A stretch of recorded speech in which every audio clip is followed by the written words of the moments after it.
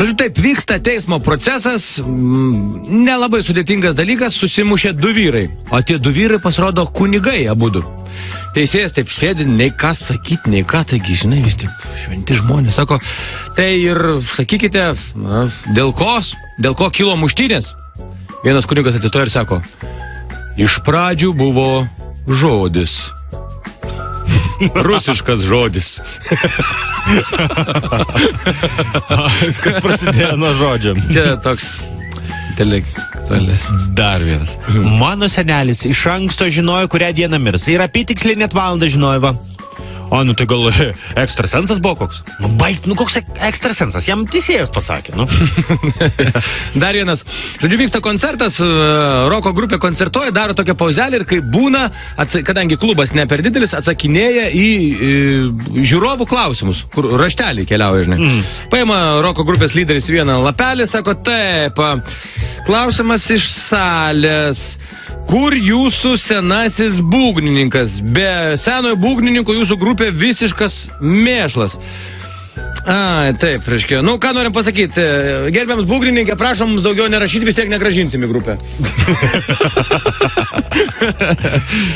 Motina sako dugrai. Matai, aš jau 25 metai kaip vedus, ištekėjus ir vis myliu tą patį vyrą. Nu va, mama, bus gražu, kai tėtis sužinos.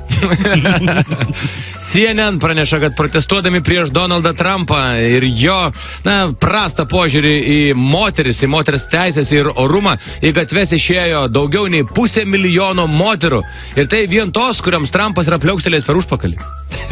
Įsivaizduojat? Nu, čia toks jau juodas beveik. Žiūri teisybė. Guli lovoje vyras su žmona, žiūri televizorius, taiga vyras uždėjo ranką žmoną ant vieno šono, taip.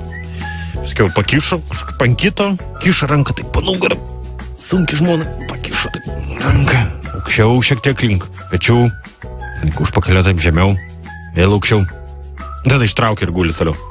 Brangusis, sako, tai man taip patiko, tai palauk, tai daugiau gal kažką, kodėl čia nustoji dabar? Palauk, kad ieškau pultelio, nėra čia.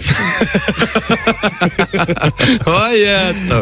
Žodžiu, vyksta ekskliuzyvinis interviu užsienio žiniasklaidoje, kalbinamas toks gerokai pagyvenęs milijardierius. Bet čia ne apie Trumpą.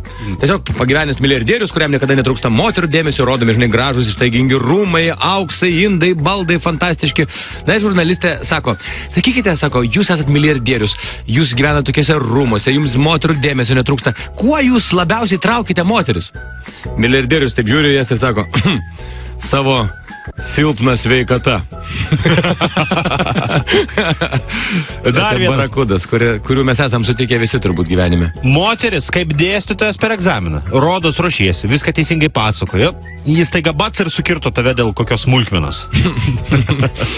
Gerai, man atrodo, kad jau aš jau nebent jau būtų ant ribos. O tu jeigu gali dar tokį moksleivio atostogų. Nu, toks svajam. Nėra atostogų. Myli, nemyli, myli, nemyli, myli, nemyli.